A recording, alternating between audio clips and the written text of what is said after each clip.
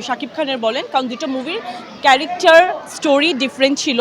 So আমাকে সবাই বলেছে দেখার জন্য, কারণ হচ্ছে যে আমি একটু ফ্যামিলি প্রোগ্রাম নিয়ে ব্যস্ত ছিলাম, যাওয়া হয়নি। বাট আমি ডেফিনেটলি যাব, দুটো মুভি অবশ্যই আমি দেখব।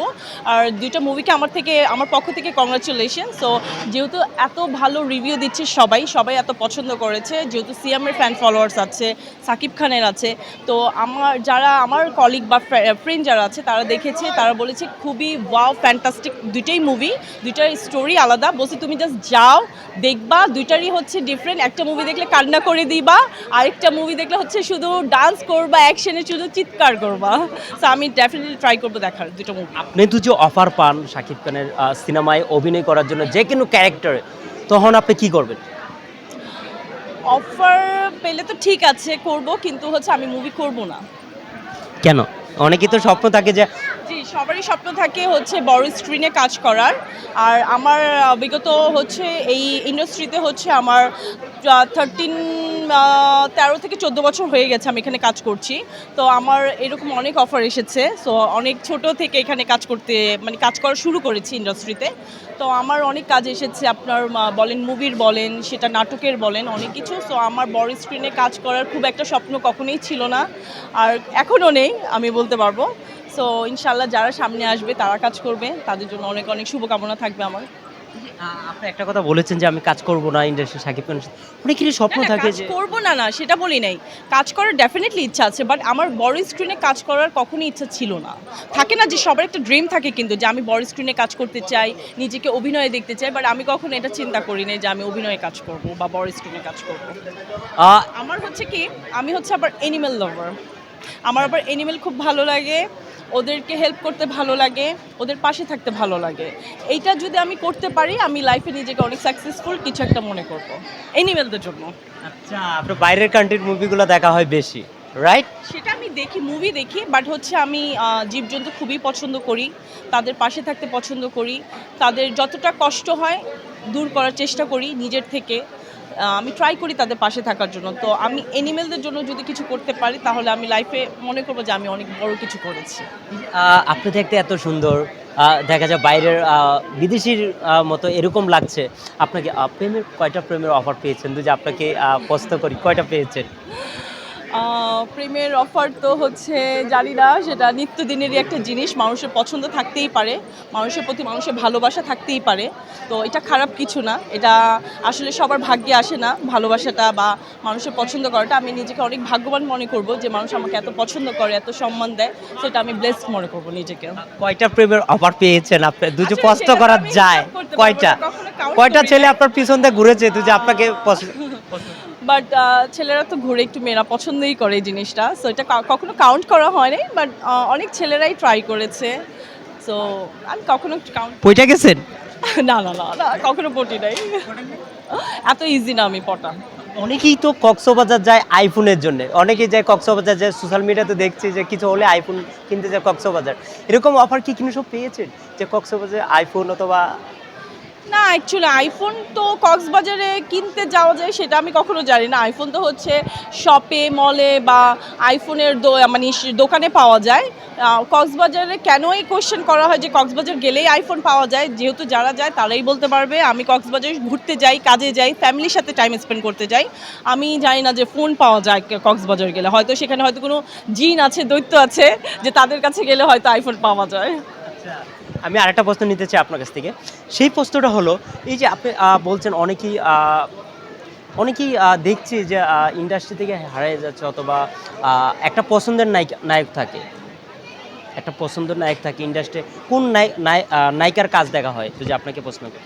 মানে আমাদের এখনকার বাংলা যারা ইন্ডাস্ট্রিতে, আছে, হ্যাঁ, কোন নায়িকার কাজ দেখা? জয়াপুর কাজ খুবই ভালো লাগে, ওনার কথা খুব ভালো লাগে, ওনার অভিনয় খুব ভালো লাগে। আর যারা আছে, নতুন যারা আছে তারা খুব ভালো করছে। আর আমি মাহির মুভি দেখেছিলাম কয়েকটা, তো ওর অভিনয় খুব ভালো লাগতো আমার। তো আমার জয়াপুর অভিনয় অলওয়েজ ভালো লাগে। আর সিনিয়র যারা আছে, যে ববিতা আপু বলেন, শাবানা আপু বলেন, রোজিনা আপু বলেন, ওনারা তো অলওয়েজ সবসময় আইডল থাকবেন, মানে সবসময় থাকবেন। ওনাদের কেউ ক্রস করতে পারে না, আমি বলবো যেটা। আর শাবনুর আপুরের মুভি আমার খুবই ভালো লাগে। আপনাকে যদি একটা প্রশ্ন করা যায়, উত্তরটা সঠিক দিবেন। আপনার মাসিক ইনকাম কত? অ্যাকচুয়ালি মাসিক ইনকাম বলতে হচ্ছে আমাদের তো কোনো ফিক্সড কোনো ইনকাম না, যেহেতু আমরা জব করি না, যেহেতু একটা আমরা কাজ করি, এটা হচ্ছে আমাদের কাজের উপর ডিপেন্ড করে। কখনো এটা অ্যাকচুয়ালি বলা যায় না। আমি কাজ না করলে হয়তো আমার ইনকামও আসবে না, আমি কাজ করলে আমার ইনকাম আসবে, দ্যাটস ইট। আনুমানিক কেমন একটা আনুমানিক সেটা আমি বলতে পারবো না, কারণ আনুমানিক তো হচ্ছে কাজের উপর ডিপেন্ড করে। আর হচ্ছে যে কোনো সব ব্র্যান্ড তো আর ফিক্সড না, তাই না? কারণ প্রত্যেকটা ব্র্যান্ডের হচ্ছে ব্র্যান্ড বুঝে হচ্ছে কাজের একটা রেমুনেশন দেওয়া হয়। কারণ আপনি যদি একটা বড় ব্র্যান্ডের সাথে কাজ করেন তখন আপনার ওই রকমই পেমেন্ট হবে। আপনি যদি একটা নতুন অনলাইন বা ছোট একটা ব্র্যান্ডের সাথে কাজ করেন, আপনার রেমুনেশন কিন্তু সেটাই হবে। আরেকটা জিনিস হচ্ছে আমরা জানি যে এই যে আপনি বিভিন্ন জায়গায় যাচ্ছেন, অনেকেই কিন্তু এই প্রশ্নটা আমাকে করবে, পার্সোনালি কমেন্ট করবে, কমেন্টে কিন্তু অনেকেই বলবে যে সবার তো একটা ইনকাম থাকে, মাস শেষ হলে কিন্তু একটা ইনকাম থাকে, যেমন আমার 10,000, আপনার 20,000, 30,000, ঠিক সেম সেই ইনকামটা আপনার কাছ থেকে জানতে চাই। ইনকাম হচ্ছে আমি আমার বাবার টাকায় খাই, বাবার হোটেলে থাকি, বাবার হোটেলে ঘুমাই, যেহেতু এখনো আমার বিয়ে হয় নাই। সো আমার ইনকাম নাই, আমার বাবাই হচ্ছে আমার ইনকাম, আমার বাবাই আমাকে এখনো পালে। আইফোন কয়টা পেয়েছেন? আইফোন কি ফোন চালান? আমি বলবো আমি আইফোন চালাই, বাট আইফোন পাওয়া বা গিফট নেওয়া এই জিনিসটা অ্যাকচুয়ালি কখনো আমি করিও নাই, পাইও নাই। কারণ ফোনটা হচ্ছে নিজে টাকায় ইউজ করা ভালো। কেউ যদি দেয় তখন হয়তো সে আপনার কাছ থেকে ঝগড়া লাগলে কেড়ে নিবে, ভেঙে ফেলবে, বা ফোনটার উপর বেশি রাইট দেখাবে, রাইট? সো আমি ট্রাই করি এই মানে গ্যাজেট টাইপের জিনিসগুলো নিজেরই কেনা ভালো। আপনাকে কোন জেলার ছেলেকে যদি আপনাকে বলা হয় কোন জেলার ছেলেকে বিয়ে করবে, যদি আপনাকে বলা হয়? আমি ঢাকাইয়া ছেলে বিয়ে করব, কারণ আমি নিজে একজন ঢাকাইয়া মেয়ে, ঢাকাইয়া ছেলেই লাইক করবে। সো আদার্স আমি অন্য কোনো জায়গায় যেতে চাচ্ছি না, কারণ হয়তো বা তাদের সাথে আমার ওই ম্যাচটা হবে না। আপনাকে তো বলা হয় যে দুইটা কান্ট্রি, যে বরিশাল অথবা নোয়াখালী এইগুলার দেশের লোক। মাফ চাই, আমি ওই বরিশাল বলেন, নোয়াখালী বলেন, ওনারা হয়তো খুব ভালো হয়, তাদের সাথে হয়তো আমার এই বনিবনা ব্যাপারটা যে ম্যাচ হওয়া সেটা হবে না, কারণ আমি নিজে একটা পিওর ঢাকাইয়া মেয়ে, আমি ঢাকাইয়া ছেলেই চাই যার সাথে আমার ওই ম্যাচটা হবে ভালো। আপনি ঢাকায় ছেলে চান, কেমন ছেলে চান বিয়ে করার জন্য? ঢাকার ভিতরে কেমন ছেলে চান? কি কি গুণ থাকতে হবে, কত টাকা ইনকাম থাকতে হবে ছেলে, যদি আপনার কাছ থেকে জানি? সবারই তো একটা ইনকাম তো হচ্ছে একটা ব্যবসায়িক ছেলে থাকবে, বিজনেসম্যান থাকবে, সে ডেফিনেটলি ব্যবসা করবে। আর ইনকাম যেটা হচ্ছে মানে ইনকামটা দিয়ে কিন্তু আপনি কখনো ভালোবাসা বলেন, সুখ বলেন, ফ্যামিলি, সেটা আপনি কিনতে পারবেন না। টাকা কিন্তু থাকবে, সেটা হচ্ছে আপনাদের মধ্যে আন্ডারস্ট্যান্ডিংটা কীরকম, মনের যে ব্যাপারগুলো, যে আপনাদের সাথে মানে ম্যাচ হচ্ছে কীরকম ওই মানুষ, মানে মনের মানুষটার সাথে, সেটা কিন্তু ইম্পর্ট্যান্ট। যার সাথে আপনি সারাটা লাইফ মানে আপনি মৃত্যুর আগ পর্যন্ত কাটাবেন, সেটা কিন্তু ইম্পর্ট্যান্ট। টাকা দিয়ে কিন্তু সব কেনা যায় না। হ্যাঁ, আবার টাকা দিয়েই সব কিনতে হয়, কিন্তু কিছু কিছু জিনিস আছে যেটা আপনি টাকা দিয়ে কখনো পাবেন না। এখনকার মেয়েরা সুগার ড্যাডি পছন্দ করছে, সেটা কি বলবেন? এটা কি টাকার কাছে বিক্রি হয়ে যাচ্ছে?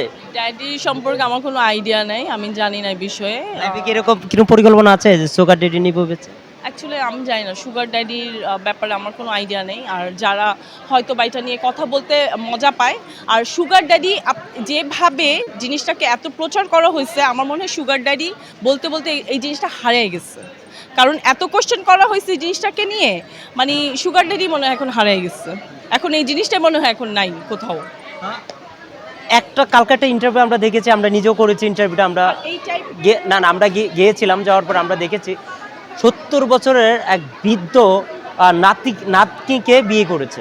সেই বিষয়টা তো যে এই যে একটা মেয়েরা 22 বছর মেয়েকে বিয়ে করেছে, এটা কিন্তু একটা খারাপ দিকে মুভ করছে। এটা থেকে কিন্তু শিখবে, অনেকেই শিখবে, সেই জিনিসটা কেমনভাবে দেখবেন আপনি? অ্যাকচুয়ালি আমাদের মুসলিম কান্ট্রি, আমরা মুসলমান, সো আমাদের ইসলামে বলেন বা আমাদের অনেক আইন কানুনে আছে, অনেক কিছু হয়তো অনেক বাধা আছে, বা আমাদের সম্পর্কে অনেক কিছু হয়তো বাধা দেওয়া আছে যে এই সম্পর্কে বাইরে আমরা কখনো কিছু করতে পারবো না, বিয়ে হোক বা রিলেশন হোক। ভালোবাসা তো সেটা হয়েই যায়, সেটা তখন ভালোবাসা কখনো রিলেশন দেখে না যে কার সাথে কী সম্পর্কে সে জড়ানো আছে। বাট অনেক কিছু আছে যেটা আমাদের সমাজের দিক থেকে, সমাজের দৃষ্টি থেকে যদি আমরা দেখি, তো এই জিনিসগুলো সামাজিক দিক থেকে খুবই খারাপ, যেহেতু আমরা আমাদের সমাজ নিয়ে বাঁচতে হয়, সমাজের সাথেই চলতে হয়। আর যেহেতু আমাদের ফ্যামিলি থেকে একটা বিলং করতে হয়, তো সব কিছু মিলিয়ে জিনিসটা খারাপই দেখা যায়। বাট ভালোবাসার কখনো আসলে শেষ নেই, ভালোবাসা কখনো আপনার রিলেশন দেখে না, কিছুই দেখে না, ভালোবাসা তো ভালোবাসাই, যেটা আজীবন থাকবে। একটা প্রশ্ন শেষ করে দিব। এই যে আপনি যে পোশাকটা পরে আছেন এটা প্রাইস কত যদি আমরা শুনতে পারি? এটার প্রাইস হচ্ছে যেহেতু আমাদের এটা দেশীয় ড্রেস আর এটা হচ্ছে আমাদের দেশেই বানানো আর আমাদের নিজস্ব দেশের ডিজাইনার একজন সুনামধন্য ডিজাইনার ওয়ারিস আব্দুল, সে হচ্ছে আমার খুবই একজন ফেভারিট ডিজাইনার। তার কাছ থেকে আমার অলওয়েজ কাপড় বানানো হয়, সেই ডিজাইন দিয়ে খুবই সুন্দর করে মানে একটা কালার কম্বিনেশন দিয়ে আমার ডিজাইন করে দেয়। সো আমার কাছে ভালোই লাগে। আর খুব একদম যে হাই প্রাইস বলবো যে 5 লাখ 10 লাখ 2 লাখ টাকা ওইরকম কিছু না, খুবই একটা এভারেজের মধ্যেই হচ্ছে ড্রেসটা বানানো। আপনি কিন্তু একটা কথা আমাকে প্রশ্ন থেকে এড়িয়ে গেছেন, কিন্তু আমি আপনাকে একটা প্রশ্ন করেছিলাম যে কেমন ছেলে চান ঢাকার ভিতর, কেমন ছেলে চান, ছেলের কি থাকতে হবে, কি কি গুণ থাকতে হবে? ভালো থাকতে হবে আর আমাকে ভালোবাসতে হবে, রেসপেক্ট দিতে হবে, আদর করতে হবে, আমার কথা শুনতে হবে, আমিও শুনবো, এইটাই, আর কিছু না। দর্শকদের উদ্দেশ্যে কিছু বলেন। সবাইকে অনেক অনেক শুভেচ্ছা পহেলা বৈশাখে, শুভ নববর্ষ। সবাই ভালো থাকবেন, খুবই সুন্দর থাকবেন, জীবনটা অনেক ছোট আমাদের, তো হাসি খুশি থাকবেন অলওয়েজ। আমি একটা Thank ইন্টু you. নিয়ে নিব, একটা ইন্টু নিব। না না ইন্টু নেব 2 সেকেন্ডে, ক্যামেরা দিকে তাকায় না। দর্শক এই মুহূর্তে ছিলাম আমরা একটা মডেলের সাথে ছিলাম। আমরা জানছিলাম যে বৈশাখ নিয়ে, তারপর কালচার নিয়ে, মুভি নিয়ে বেশ কিছু সিনেমা আমরা কথা বলেছি। সাথে থাকবেন, পরবর্তীতে আবার ওনাকে নিয়ে অন্য কোনো স্ক্রিপ্ট নিয়ে আমরা আবারও চলে আসবো ওনার সাথে। Please, দর্শকদের উদ্দেশ্যে কিছু বলুন। সবাই ভালো থাকবেন, সুস্থ থাকবেন। হ্যাঁ, থ্যাংক ইউ।